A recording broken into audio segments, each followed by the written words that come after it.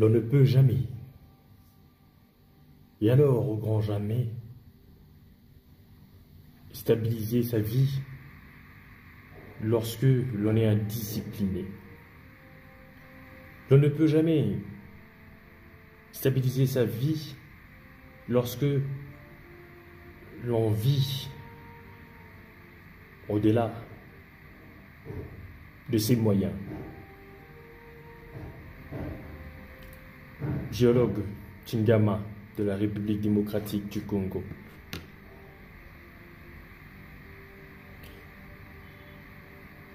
Au Congo, des facteurs de chômage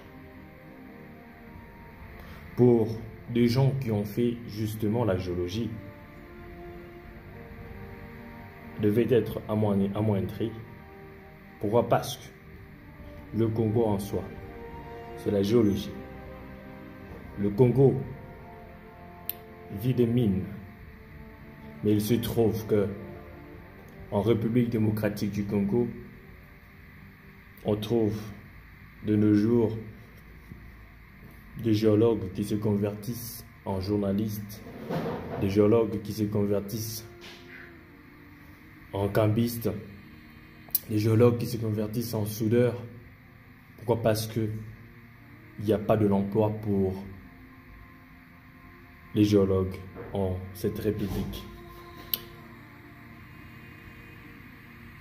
Je voulais revenir sur un aspect, lequel aspect sera beaucoup plus favori pour les creuseurs en République démocratique du Congo.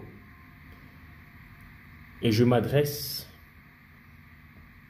au gouvernement congolais, qui doit prendre des choses en main.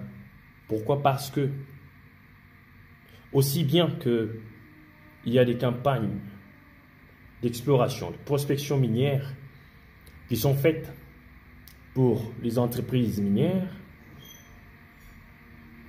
de même, il faut qu'il y ait des campagnes d'exploration faites pour des activités d'artisanat minier. Pourquoi? Parce que l'artisanat minier, comme l'exploitation industrielle, font rentrer de l'argent, et alors beaucoup d'argent, dans le trésor public. Alors, une petite réflexion. Si le gouvernement congolais pouvait engager des géologues qui sont dits géologues du gouvernement congolais. Je suis un géologue du gouvernement congolais parce que je suis œuvrant, n'est-ce pas, pour l'État congolais. Mais est-ce que des campagnes d'exploration proprement dites sont financées et soutenues par le gouvernement congolais? Non. Mais s'il se faisait que nous pouvions chercher des gisements, les qualifier, les quantifier et les classer pour exploitation artisanale, je pense que avec des services tels que la SAEMAP,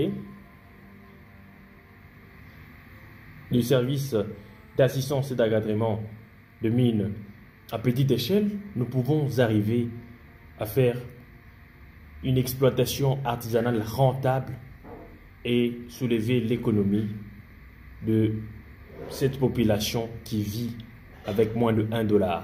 C'est une façon d'aider la population congolaise en classant, en leur donnant, n'est-ce pas, des gisements qui pourront être artisanalement exploités et demander à des gens expérimentés comme nous, à des gens expérimentés comme les ingénieurs des mines.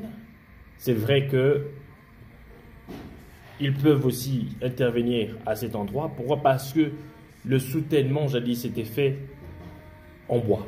C'est-à-dire qu'on peut faire une exploitation artisanale assistée dans cette république et favoriser la classe basse de se retrouver, d'exploiter le sous-sol de cette république afin de créer une classe moyenne en République démocratique du Congo.